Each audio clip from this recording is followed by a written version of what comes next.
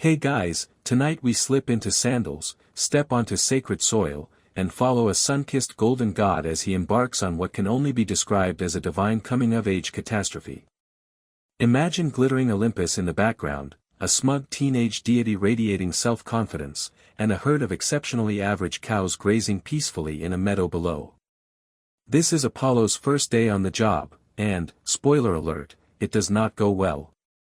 So, before you get comfortable, take a moment to like the video and subscribe, but only if you genuinely enjoy what I do here. And if you're tuning in from somewhere unexpected, drop your city and local time in the comments. I love seeing how far this sleepy little show travels. Now, dim the lights, maybe turn on a fan for that soft background hum, and let's ease into tonight's journey together. You're Apollo, freshly minted from the divine forge of Olympus. You've got cheekbones carved by sunlight, a voice that probably auto-tunes itself, and a sense of purpose that only a new god can radiate. Zeus, ever the absentee father figure, hands you your very first divine gig, protector of flocks and herds. Not thrilling, but hey, it's better than babysitting Dionysus again. Your sacred herd is stationed in the shadowy fields of Thessaly. They're regular cows. No wings, no flaming horns, just moo and munch. You expect prestige. You get, past your duty. Still, you roll up those imaginary sleeves and prepare to guard your bovine responsibilities like the deity you are. Mainstream myth tells us Apollo had plenty of domains: music, healing, plague, yes, both causing and curing, prophecy, and poetry. But herding? Not one of the sexier titles. Historians still argue whether this whole, cow custodian, role was meant as a punishment, a test, or just one of those divine chores that rotates through Olympus like laundry duty. The cows graze, oblivious. You lie on a warm stone, pluck at your lyre, and imagine future statues of yourself being unveiled in your honor. You think you're nailing it. Until one morning, you wake up, stretch dramatically, and discover your herd has vanished. Poof. Gone. No hoofprints. No broken fences. Just cowless silence and the faint, mocking rustle of grass. Now here's the quirky tidbit: you weren't even aware anyone could steal divine cows. Surely they had celestial insurance. But no. These were apparently quite stealable. You pace dramatically, flipping your golden hair and scanning the horizon. Who would dare? Hera? Too vengeful. Ares? Too obvious. Athena? Too busy running an empire of owls and existential dread.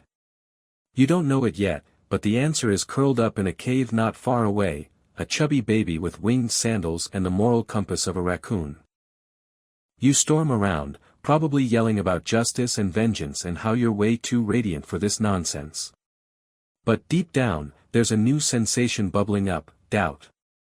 You were given a simple task and flubbed it within a week. You start to wonder if maybe this divine thing is more complicated than it looked on Olympus' brochure. By twilight, you're composing a mournful ballad about betrayal, cow loss, and your misunderstood brilliance. You'll call it something like Lament of the Lightbearer, and it'll feature 3 different kinds of harp.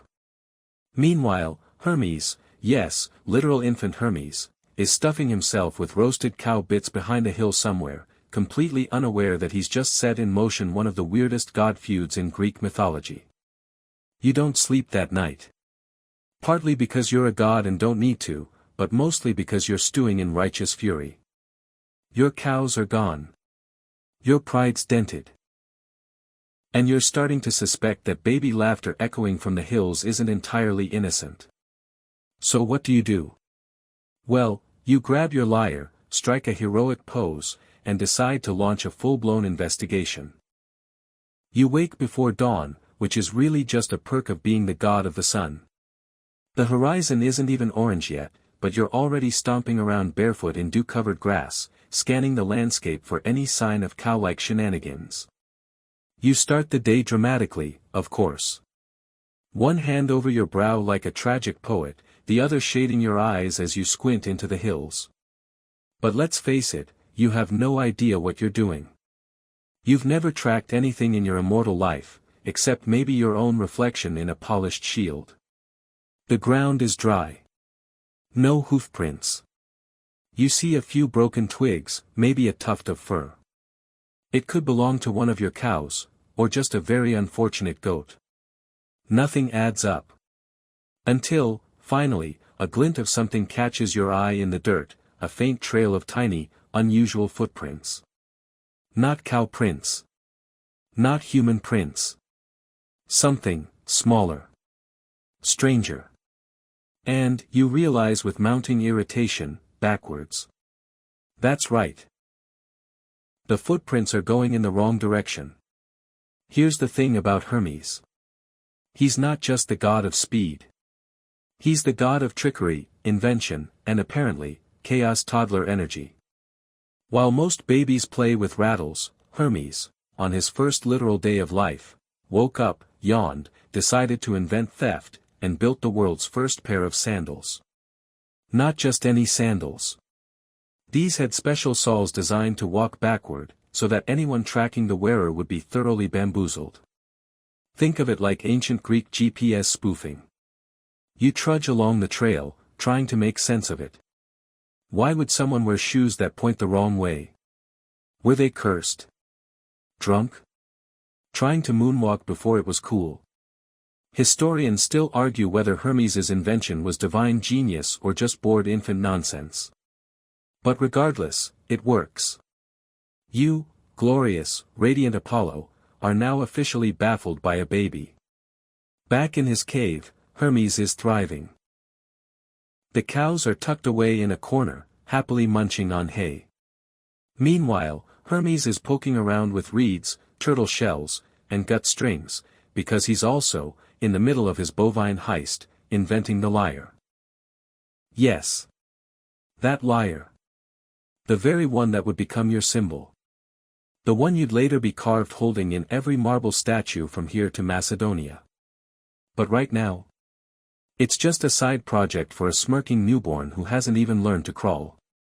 The cows, by the way, aren't bothered. They're divine, sure, but they're still cows. Their loyalty can be bought with clover and warm cave walls. You imagine them now, blissfully chewing while Hermes strums away on his freshly minted lyre, probably composing jingles about steaks. You growl to yourself, something poetic and ominous, and pick up the pace. The sun's up now, and you're not in the mood to be outshined. Somewhere, that smug little godling is laughing, and your cows are probably forming a jazz band without you. Eventually, the tracks lead to a narrow, wooded path. And here, you find the clincher, one of your cow's bells, caught on a low branch. It's faintly ringing in the breeze, like an ancient mockery. Now, the mainstream myth doesn't say how Apollo figured out it was Hermes. Maybe it was divine intuition. Maybe Zeus dropped a hint from the clouds because even he was curious where this plot was going. Either way, you realize the thief isn't a rival god or sneaky mortal, it's your half-brother. And not just any half-brother, but the newest, smuggest member of the Olympian crew. You pause at the mouth of the cave. You hear music. Soft, lilting, far too advanced for someone who still needs burping. It's the lyre. And it's good. You hate how good it is. You step inside, and there he is, Hermes. Swaddled like a burrito in baby blankets, pretending to nap. The cows are behind him, totally chill. The lyre's resting on his lap, strings still vibrating faintly. You don't even say anything. You just cross your arms and raise a single, judgmental eyebrow. Hermes opens one eye. Oh, he says, yawning dramatically. Hey, bro. You don't scream. You don't smite. You're this close, but you remember your father's face, or more accurately, the threat of your father's lightning bolt. So instead, you demand justice. Hermes blinks innocently. Cows. I haven't seen any cows. And thus begins the world's first divine gaslight. You stare at him. He stares back. There's a long, pregnant pause filled only by the soft mooing from behind a conveniently cow-shaped curtain. Hermes, you say through clenched teeth, I can see the cows. He yawns again. Those? Oh. I thought they were, like, mythical cave bears or something. This is the invention of lying. In his first day of existence, Hermes pioneers dishonesty so convincingly, you almost start to doubt your own eyesight. Almost. He offers a full-blown performance, wide eyes, pouty lips, and just enough baby drool to sell it. And you, deity of light and truth, suddenly find yourself in the divine equivalent of arguing with a toddler holding a dripping cookie while denying there's any cookie involved. You take a step forward. He raises a hand. Not in defense, just casually, like he's adjusting the volume on an imaginary remote. Look, he says. You want the cows. I want, not to be smited. Let's make a deal. This is when things shift. He plucks the lyre off his blanket. Strums a few gentle chords. It's haunting, beautiful, even you, god of music, are taken aback. The mainstream version of this moment makes it sound like Hermes bartered his way out with a clever trade. But the fringe tidbit? Hermes actually uses this moment to test market the first musical instrument. And you're the guinea god. You sit. You listen. He explains how he made it, from a tortoise shell, cow gut strings, your cows, you note, and sheer gull. He strums again.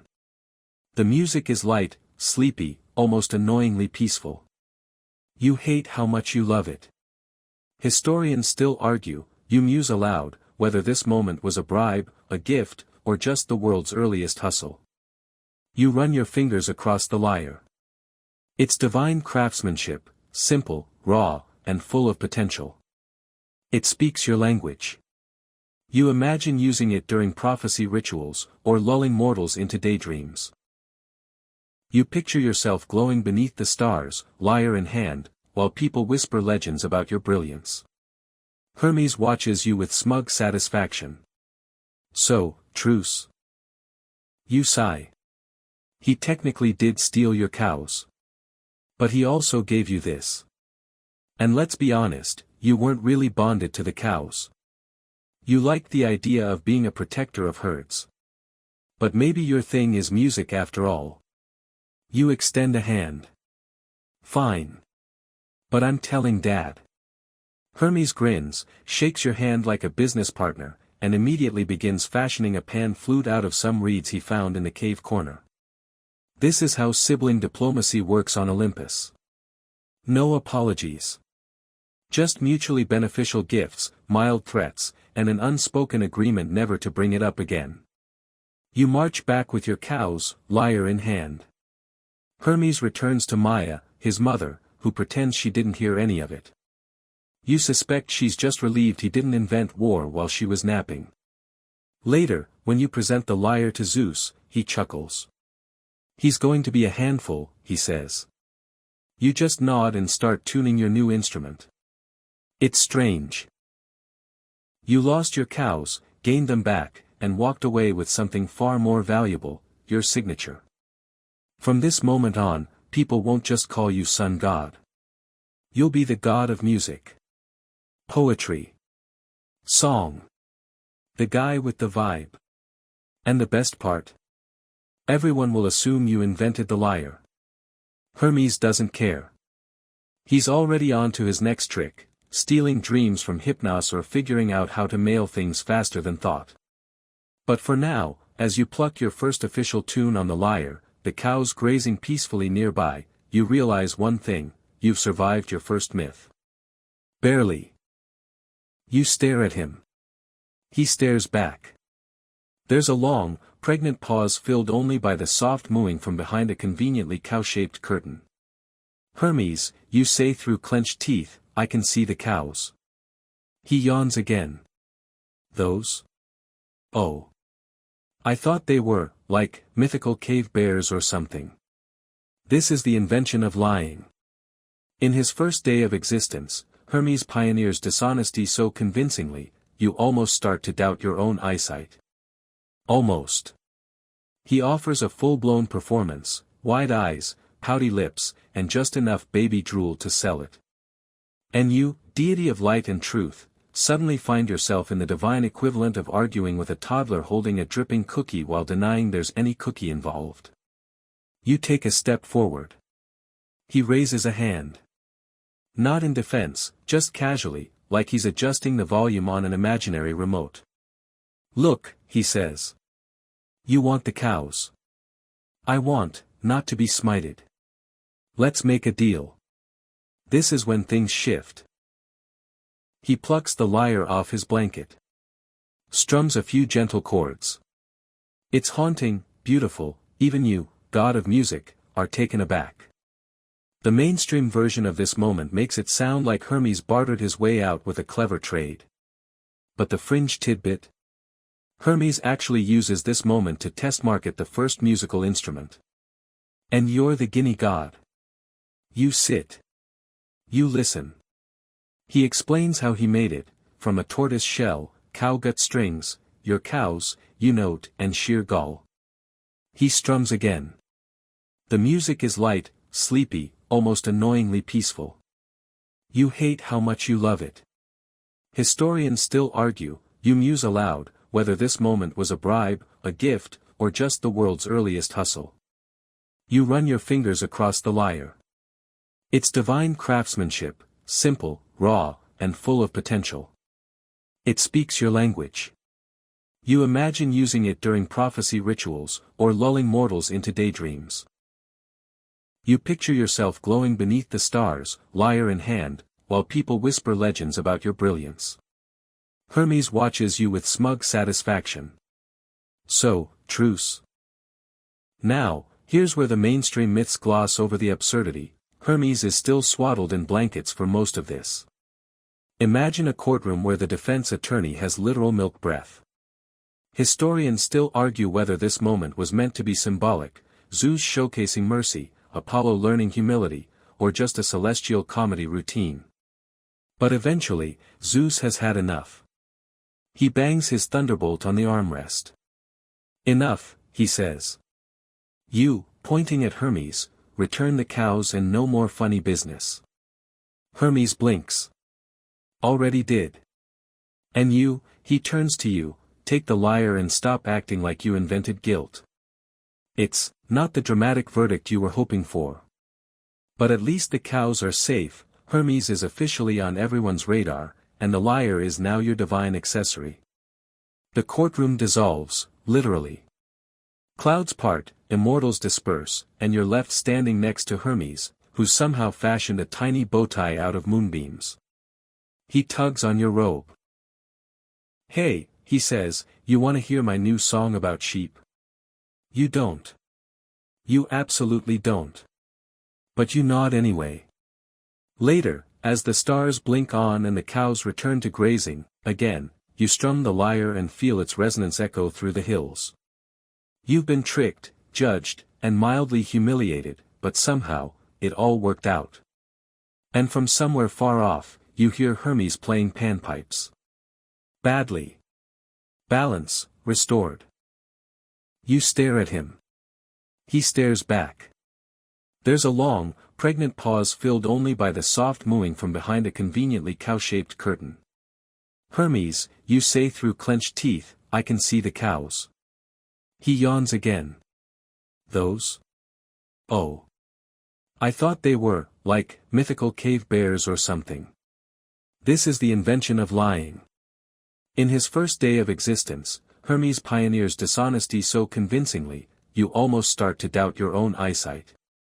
Almost. He offers a full-blown performance, wide eyes, pouty lips, and just enough baby drool to sell it. And you, deity of light and truth, suddenly find yourself in the divine equivalent of arguing with a toddler holding a dripping cookie while denying there's any cookie involved. You take a step forward. He raises a hand. Not in defense, just casually, like he's adjusting the volume on an imaginary remote. Look, he says. You want the cows. I want, not to be smited. Let's make a deal. This is when things shift. He plucks the lyre off his blanket. Strums a few gentle chords. It's haunting, beautiful, even you, god of music, are taken aback. The mainstream version of this moment makes it sound like Hermes bartered his way out with a clever trade. But the fringe tidbit? Hermes actually uses this moment to test market the first musical instrument. And you're the guinea god.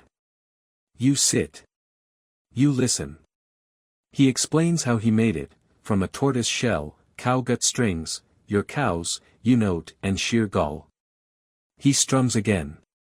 The music is light, sleepy, almost annoyingly peaceful. You hate how much you love it. Historians still argue, you muse aloud, whether this moment was a bribe, a gift, or just the world's earliest hustle. You run your fingers across the lyre. It's divine craftsmanship, simple, raw, and full of potential. It speaks your language. You imagine using it during prophecy rituals, or lulling mortals into daydreams. You picture yourself glowing beneath the stars, lyre in hand, while people whisper legends about your brilliance. Hermes watches you with smug satisfaction. So, truce. The mainstream tale is simple, a contest between Apollo and Marsyas, judged by the muses, with high stakes and hubris. But here's the quirky bit, Marsyas was probably just messing around. Most scholars agree he never thought he'd actually win. He just liked the attention. Unfortunately, you hate losing. The duel begins. You play first. Your lyre weeps, sighs, and soars like sunlight filtered through honey. Birds pause. Trees lean in. Even the river stops gurgling to listen. You finish with a flourish that echoes across the hills like a lullaby for Olympus itself. Marsyas responds with an energetic number on his aulos, a double-piped reed instrument that sounds like a duck having an existential crisis. It's wild. Passionate. Oddly rhythmic. He starts dancing. Trees join in. A goat does a backflip. You're unimpressed. Round 2. You change keys mid-performance. Add harmonics. You sing as you play. You float. Marsyas tries to top you by flipping upside down and playing with his feet. It's bold. It's ridiculous. And it's where things go sideways. Because you, brilliant, competitive, not at all chill Apollo, declare the rules have changed. Now, contestants must play and sing at the same time. Marsyas protests. His instrument can't do both. Not my problem, you shrug, gleaming smugly. The muses whisper among themselves. Historians still argue, they murmur, whether Apollo's rule change was strategic brilliance or divine pettiness. Either way, Marsyas loses. What happens next? We'll just say it's not sleep-friendly. The mainstream myth ends with Marsyas paying a steep, sticky price. But we're here to drift, not dread, so let's fade away before the unpleasant part and focus on what matters. You win. The lyre becomes immortalized. The trees go back to swaying. But something lingers. Even in victory, you can't help but feel a little hollow. You didn't just defeat Marsyas. You crushed him. And that feeling, so foreign, so unfamiliar, begins to echo louder than your music. You pluck at your strings again, quieter now, as the wind moves through the reeds like an audience that isn't sure it liked the ending. You sit by a spring, fingers idly running across your lyre. The sun reflects off the surface of the water, turning it into a pool of liquid gold. You should feel triumphant, after all, you just established yourself as Olympus' musical alpha. The satyrs are terrified of you, the muses are awkwardly respectful, and even Zeus muttered a nice playing between lightning bolts. But something's gnawing at you. You won. Unequivocally. And yet, it doesn't feel that way. You can't shake the memory of Marsyas' wild, ridiculous confidence, or the way the trees swayed for him. Maybe it was the wine, maybe it was charm, maybe it was something more human. His music had heart. Yours? Yours was flawless. Divine. Inarguable. And somehow, less fun. You don't bring this up, of course. Not to Hermes. Not to Artemis. Not to the cows. Especially not to the cows. You retreat to what comforts you most, performance. You travel to mortal cities in disguise, floppy hat, questionable cloak. And host impromptu concerts in olive groves and dusty courtyards. People gather. They swoon. They throw garlands and olives and sometimes whatever food they have on hand. One woman gives you a boiled onion and weeps for 20 minutes. You love the attention. Of course you do. But soon, you find yourself at another contest. This time, your opponent isn't a satyr, it's a mortal girl. Young. Bright-eyed. And, this is key, unafraid. Her name is Cinyras' daughter. Some say she's nameless, a fragment of a myth barely clinging to oral tradition. Others call her Chione or Parthenope. Doesn't matter. What matters is she plays the flute like it's stitched into her soul. Soft. Playful. Unapologetically joyful. You challenge her, obviously. It's what you do. The contest begins with laughter and gentle mockery. You strum, she plays. You croon, she giggles. You hit notes so high that mountain goats faint. She answers with a tune that makes the olive trees bloom a month early. And then something happens. She beats you. Not because she's better. Objectively, she's not. But the audience, mortals and nymphs and even a few reluctant dryads, choose her. They cheer, weep, throw roses. You're left blinking in the sunlight, wondering what just happened. The mainstream myths avoid this part. Nobody likes a god losing. But fringe scholars whisper that Apollo was defeated more than once, usually by mortals too stubborn, or too innocent, to realize they were supposed to lose. Historians still argue whether this myth was real, metaphor, or just a cautionary tale about humility wrapped in a pretty tune. You don't smite her. Not this time. You just smile tightly, give her your laurel wreath, and vanish in a puff of sunshine. Later, when your sister Artemis hears about it, she raises an eyebrow and says, she must have been very talented. You spend the next week trying to write a song better than hers. You fail. Repeatedly. The cows don't care. They moo with equal enthusiasm for every version.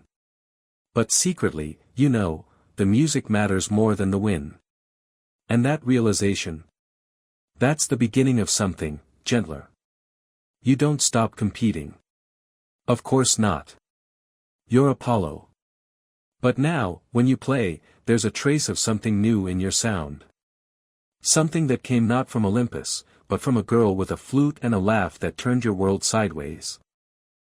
So now you're not just the god of music, but a god who's tasted defeat, twice, if you count Hermes' cow escapade, and let's be honest, you absolutely do. Most immortals would let it go. Maybe write a ballad about personal growth. But you? You dive straight into another obsession, legacy. Because if you can't win every time, then by Olympus, you'll at least be remembered every time. You turn your attention to your twin, Artemis. She's cool, fierce, and makes murder look like moonlit poetry. You adore her. You also desperately want to outshine her, which is complicated by the fact that she's never once lost a foot race, a hunt, or an argument. Growing up together, you were the golden twins, sun and moon, radiance and stillness. But where you basked in temples and laurel crowns, she preferred shadowy forests and long, awkward silences. You had fanboys and festivals. She had bloodstains and wolves. But you're still close. As close as divine twins can be while constantly trying to one-up each other. Take the Niobe incident. Niobe, mortal queen of Thebes, decides she's tired of people worshipping Leto, your mom, just because she gave birth to you and Artemis. So Niobe brags that she had more kids. Better kids. Probably sponsored a school play or two. Big mistake. You and Artemis hear this, exchange a look, and, without even speaking, decide on joint vengeance. What follows is swift, dramatic, and very, very Apollo, arrows from the sky, divine precision, and a body count that could fill a small amphitheater. Artemis handles the daughters. You handle the sons. Not because of gender politics. Just a vibe thing. Mainstream versions of this myth are, shall we say, intense. But here's the fringe tidbit: one of the children survives. Amphion, or sometimes Chloris, depending on who's telling it. You let one live. Not out of mercy, but to carry the tale forward. The legend, after all, must live on. Historians still argue whether this act was an overreaction or a divine PR campaign gone wrong. Either way, it's effective. Temples to Leto pop up like mushrooms. Niobe flees to Mount Sipylus and turns into a weeping rock. Literally. The tears. Eternal. You and Artemis barely talk about it afterward. That's how you handle things. Silent sibling synergy. You return to your sacred duties. She returns to moonlit woods. You both know that beneath the soft sibling ribbing and competitive hunts lies an unshakable bond forged in divine vengeance and shared trauma. Back on Olympus, you start composing a new hymn. Not for mortals. Not even for the gods. It's for her. It's soft, eerie, layered with echoing strings that mimic owl calls and shifting branches. You never play it publicly. But sometimes, in the middle of the night, she'll pass by your chamber, nod once, and keep walking. That's how Artemis says, thank you. Later, when you're bored and feeling dramatic, you consider commissioning a statue of the two of you standing back to back, sun and moon, bow and lyre, eternally mid-judgment. But statues are so still. Instead, you play. And let the music do the remembering. You're back in the spotlight again. This time, quite literally. It's midday. The sun, your sun, is high and pulsing like a drumbeat across the fields. Mortals are squinting up, sweating through their tunics, offering wine at roadside shrines, and nervously humming your name. Not because you're angry, but because you're bored. And that's often worse. You get fidgety when you're not adored. Some gods go quiet in their off-season. You challenge woodland creatures to sonnet duels and then sulk when they don't rhyme properly. So when word reaches you that a certain mortal king, named Cinyras or sometimes even Pan himself, depending on the regional retelling, is boasting that he is a better musician than you, well, that's just asking for it. You head straight to the mountains. No entourage. No sun chariot. Just you, your lyre, and the kind of energy that usually precedes an epic poem or a forest fire. Pan is waiting. Half-goat, all confidence, leaning on his shepherd's crook like it's a mic stand. He flashes a grin full of wildflowers and says, "Wanna jam?" You resist the urge to roll your eyes. You set up facing each other. A grove of oak trees forms your audience, joined by a few curious nymphs, a handful of bored satyrs, and, for some reason, one silent tortoise who seems emotionally invested. Pan starts. His pipes are earthy. Raw. The kind of sound that makes moss grow faster and rivers giggle. His rhythm is sloppy but full of passion, like someone dancing barefoot through a thunderstorm. The trees sway. A fawn cries. You nod, politely. Then it's your turn. You raise the lyre, close your eyes, and draw out a melody like silk unspooling in slow motion. Birds hush. Clouds pause mid-drift. Even the tortoise blinks once, very slowly. When the last note fades, the glade falls silent. You smile. A restrained, celestial, deeply smug smile. But then Midas opens his mouth. Yes. That Midas. king of the questionable wish and worse judgment. He stands up, claps a bit too enthusiastically, and says, honestly, I think Pan's tune had more flavor. You freeze. The silence grows cold. Mainstream myth says you immediately retaliated. But the fringe version? You let it sink in. You watch Midas's smug little grin as he tries to convince a god of music that rustic bleeding deserves an encore. And then you nod once. Smile, almost sadly. Very well, you say. You clearly have the ears of a donkey. And because you're Apollo, god of consequence, you make it true. Midas wakes the next morning with two long, furry ears poking out from his golden crown. Not just symbolic. Fully functional. He can hear ants sneeze and mice insult him from the pantry. Historians still argue whether you cursed Midas out of vanity or to teach mortals the value of taste. But you don't really care how they interpret it.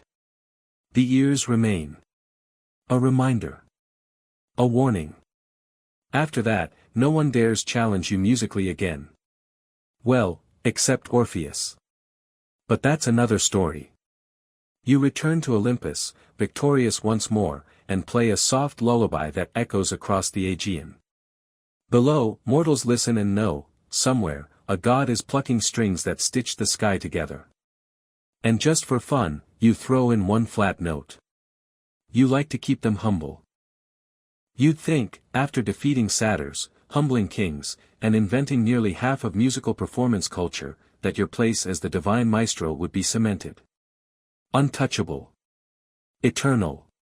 But the thing about Olympus? There's always another challenger. This time, it's not a satyr. Not a goat-footed party animal. Not even a mortal king with questionable fashion choices.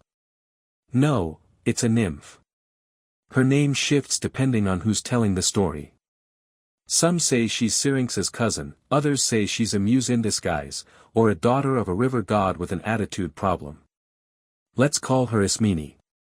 You meet her in a grove near Delphi, where you've paused on one of your inspiration walks, which mostly involve sighing artistically and pretending to invent sunsets.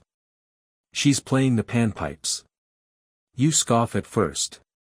Not another reed-huffing rustic, you think. But then you listen. It's delicate. Crisp. The kind of sound that trickles down your spine like cold spring water. The notes chase each other like dragonflies, spinning lazy circles around your own careful compositions. You freeze, half in admiration, half in indignation. You step into the clearing like a Broadway critic in need of a stage to critique. Nice tune, you say. Want a real challenge? She shrugs. Sure. And that's it. No drama. No audience of woodland creatures. Just you, her, and the fading hum of evening. You play first. A soft, slow tune that curls through the trees like honey smoke. It speaks of dawns, of golden light, of immortality dressed in silk. You end with a shimmer, barely audible. She responds with a melody so spare, so effortless, it makes your own sound overwrought. It's not better, objectively. But it's different. And somehow, more alive. Mainstream versions of this moment. They barely exist. It's one of those myths buried in footnotes, whispered by poets with a taste for irony. But in this telling, you lose. Quietly. Elegantly. No fanfare. And you don't lash out. You don't curse her. You don't invent a new instrument to overcompensate. You just nod, hand her your laurel wreath, and walk away. Historians still argue whether this was a romantic gesture, a sign of newfound humility, or simply shock-induced silence. But for the first time, you leave a contest not with glory, but with respect. That night, back in your temple, you play her tune on your lyre. Slowly. Reverently. You don't change a note. You just let it echo off the marble columns and disappear into the night. The cows, by the way, are very into it. From then on, your music softens. There's more air between the notes. More space for the listener. You stop trying to dominate sound and start sharing it. You don't tell anyone about Ismene. Not even Artemis. But sometimes, when you pass a grove in bloom or hear a mortal humming a tune you don't remember writing, you wonder if she's still out there. Playing for no one but the wind. And for once, that feels okay. It's been a few hundred years since the cow thing. Your musical career's thriving, your fan base is eternally devout, and your mood swings have mostly stabilized, by Olympian standards, anyway.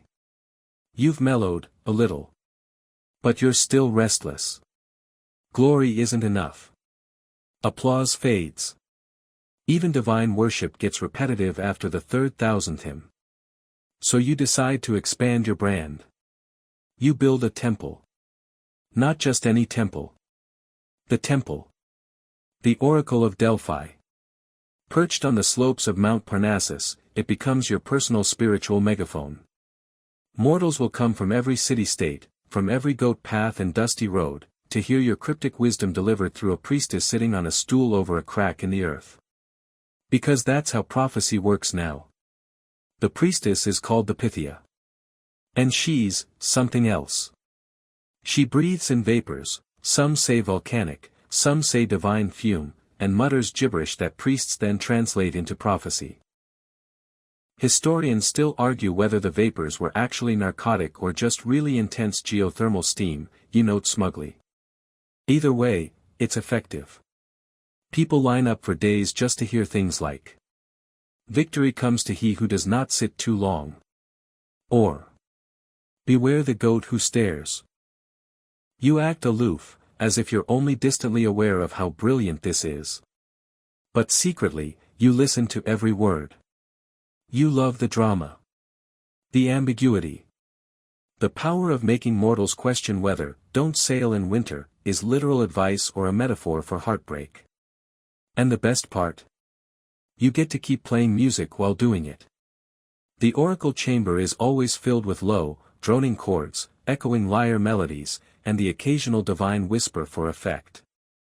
It's part theater, part sermon, part existential escape room. One day, a Spartan general arrives, helmet tucked under his arm, face grim. He asks, "Will I win this war?" The Pythia answers, "A great empire shall fall." He grins and marches off, assuming it means the other empire. Spoiler, it doesn't. Your prophecies always come true. Technically. Eventually. Even when they don't. You're a brand now. God of light. Of truth. Of music and plague and fine cheekbones. And now, of cryptic wisdom wrapped in eucalyptus-scented mist. Sometimes, you hover above the temple, invisible to mortals, and listen. Not for the content. But for the silence between words. That breath before the prophecy drops. That trembling hush of mortals confronting fate. You realize you've created not just a sacred site, but an atmosphere. A divine experience. Even Hermes is impressed. He visits once, late at night, munching grapes and peering down at the smoky chamber. "Ever think about franchising?" he asks. You laugh. But later, you do wonder. Still, for all the mystery and theater, you never forget what lies under the stone. The crack. The serpent bones. The scent of danger beneath the incense. Because before it was your temple, Delphi belonged to Python, a primordial serpent, massive and coiled and ancient. When you first arrived, you battled it. Golden god against chthonic monster. You won, of course. But the cave still remembers. Now, when the wind shifts just right, it sounds like hissing. And you play your lyre louder. Delphi is quiet tonight. The temple's stone pillars are bathed in moonlight, and the Pythia is finally asleep after an intense round of divinations that mostly involved warning farmers about talking goats. You, meanwhile, are restless again. Because you've been thinking about cows. Not your cows, those are ancient history. But other cows. Mythical ones. Ones that glow, whisper, or bring doom to entire fleets of men. And right now, your divine memory drifts eastward, across the seas, toward another sun god, Helios. Helios is a distant cousin of yours in the divine family tree. You've got light. He's got light. You've got golden chariots. He's got one too, except his comes with a full daily commute across the sky and no real time off. And like you once did, Helios has a very particular attachment to his sacred livestock, the cattle of the sun. Now, these cows aren't just any celestial herd. They live on the island of Thrinacia, where they graze on enchanted grass, glow faintly in the dark, and allegedly hum in harmony when the wind is just right. They're sacred. Untouchable. A mooing symbol of cosmic balance. You remember this myth well, though, at the time, you were a bit preoccupied writing a string quartet in Dorian mode. The story goes that Odysseus, our favorite one-eyed giant dodging, sea-weary mortal, lands on Helios's island with a very hungry crew. They've been through shipwrecks, sirens, and six-headed sea monsters, and all they want is a decent barbecue. Helios has one rule: don't touch the cows. You can probably guess what happens next. While Odysseus is taking a nap, classic, his men slaughter several of the sacred cows, roast them over a divine fire, and feast like it's a post-siege wedding banquet. The meat sizzles. The air smells amazing. Even the bones sparkle a little. Then the storm hits. Helios, utterly outraged, goes straight to Zeus, stomping and flaring like 1,000 suns. Smite them, he demands. Or I'll stop lighting the world. That's a pretty solid threat, even by Olympian standards. Zeus obliges. Lightning bolts fly. The ship is destroyed. Every sailor dies.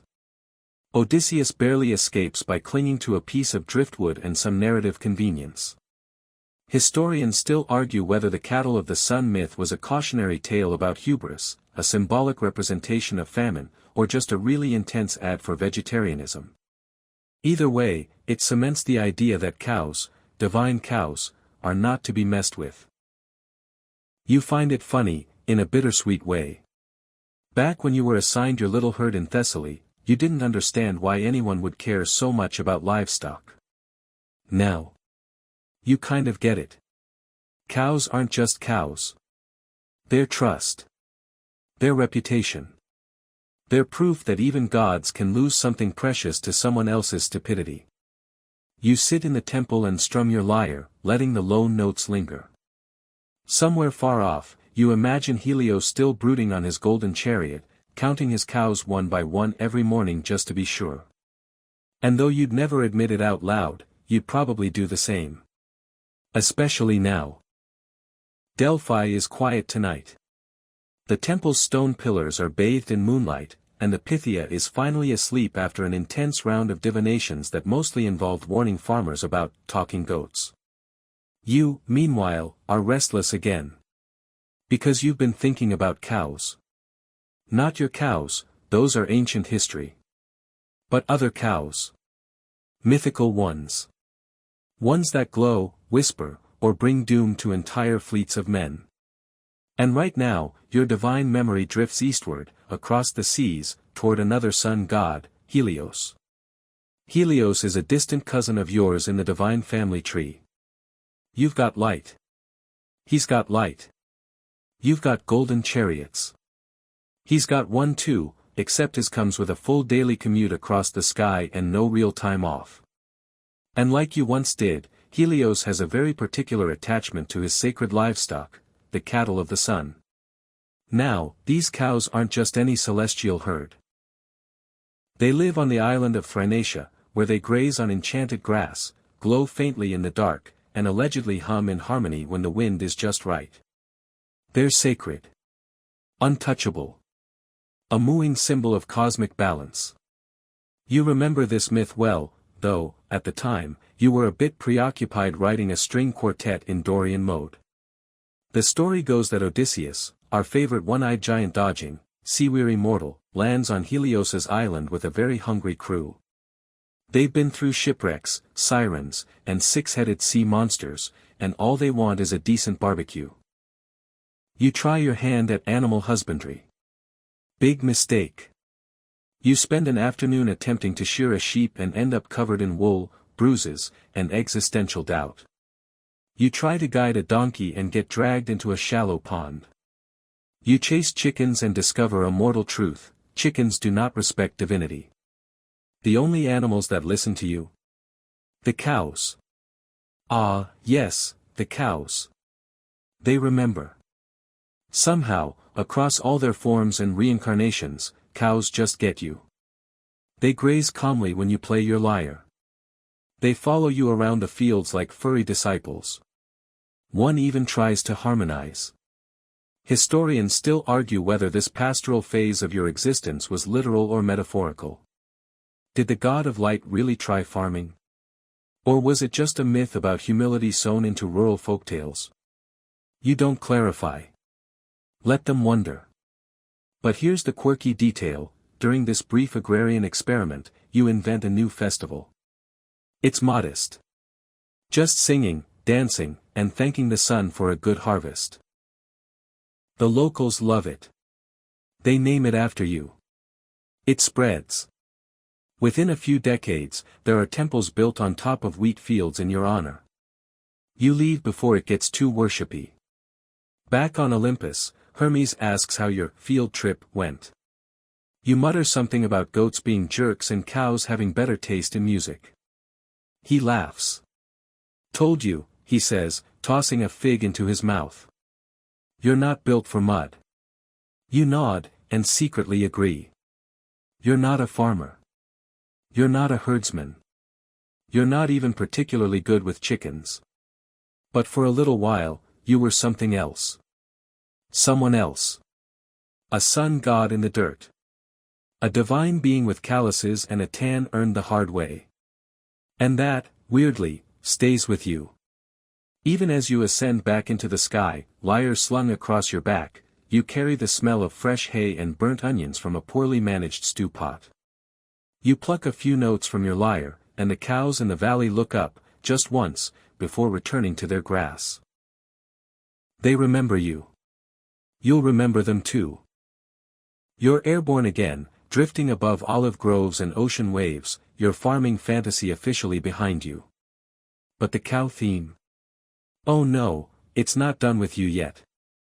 You begin to notice something strange: cows keep showing up in myths. Not just yours. Not just Helios's. They're everywhere. Mooing gently through ancient stories like four-legged plot devices. And you start to wonder, what is it about cows? You descend to a quiet hilltop shrine and settle in with a mental scroll of mythology, playing through every bovine cameo you can recall. And it's a lot. Start with the bronze bulls of Colchis, metallic beasts that breathe fire and trample fields for fun. Jason had to yoke them as part of his whole golden fleece ordeal. Not exactly dairy cows, but close enough.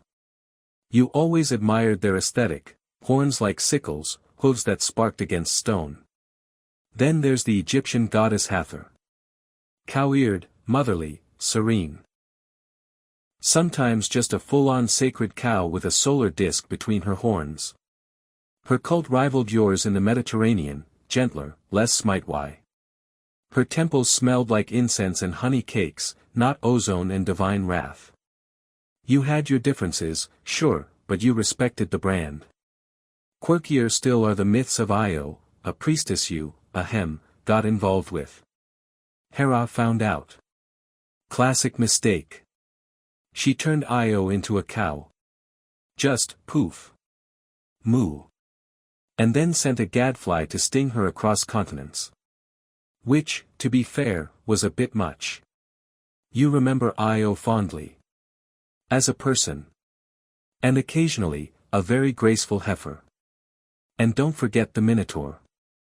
Not a cow, exactly, but close enough in the mythological family tree. A half-man, half-bull labyrinth dweller with serious commitment issues. His story is tragic, tangled, and surprisingly popular in mortal drama festivals. Historians still argue whether the abundance of cows in myth was symbolic, representing fertility, strength, sacrifice, or just because cows were literally everywhere. In villages, on coins, in dreams. They fed, clothed, and occasionally terrified the ancient world. You sit back on the hilltop and strum your lyre. Low notes. Soft. A little moody. And as you play, you start composing a new kind of hymn, not to gods or heroes, but to cows themselves. The unsung background actors of mythology. The patient. The edible. The unfairly transformed. You call it the Ballad of the Bovine. It's surprisingly popular at Dionysus's next party. Hermes, overhearing, says, "You know, you're like 2 myths away from becoming the patron god of livestock." You glare. But then you shrug. There are worse legacies. You've done the contests. The farming. The music. The prophecies. Even a brief existential flirtation with cow-themed spiritualism. But tonight, you're back at Delphi, reclining on a sun-warmed stone ledge, watching shadows stretch long across the temple grounds. And something is bothering you. Not a threat. Not a challenge. Just a question. What happened to the cows? Your cows. The sacred herd from Thessaly. The ones that baby Hermes swiped all those centuries ago. You realize, with a god's unshakable clarity, that you've never checked. Never followed up. Never counted. And now you want to know. So you go looking. You don't announce your journey. No chariot. No radiant glow. You go the way a god goes when he doesn't want to be noticed, barefoot, humming, blending into mortal towns like a handsome drifter with oddly perfect teeth. You return to the valley, long since changed. The fields are wider. The rivers rerouted. The trees don't recognize you. But one ancient olive does lean just slightly, like it might remember your melody. There are still cows here. Big, slow, dreamy-eyed things with flanks dappled in sunlight. But none of them are yours. Not really. Mortals tend to forget divine origins after a generation or two. Now they're just cows. Livestock. Meat on hooves. You find the shrine. It's half buried, overgrown with vines. The old stone trough is still there, cracked and dry. Nearby, someone scrawled a prayer in faded red pigment. To the Shining One, who makes the fields sing. It's not much. But it's something. Then you meet the caretakers. Not priests. Not oracles. Just farmers. A family that's tended this land for generations. You introduce yourself, no titles, no glow, and ask about the cows. They smile. Shrug. They've always been here, the eldest says. Always calm around music. Bit picky about the grass. You raise an eyebrow. Another adds, our grandfather used to say they belonged to the sky. And that's enough. They invite you for dinner, bread, olives, a stew that tastes like memory. As night falls, you play your lyre under a fig tree, and the cows gather near, silent and still. They remember the song. Not the words. Not the history. But the feel of it. The shape of a tune that once echoed across fields lit by something brighter than the sun. You play until the stars show up. The family watches in silence, not knowing who you are. Just grateful. Just present. And nearby, behind the shed, you spot something half buried in the earth. An old bronze cowbell, still faintly humming with divine resonance. You smile. Later, when the humans have gone to bed and the cows are asleep, you lift the bell and place it gently on a new post by the gate. No inscription.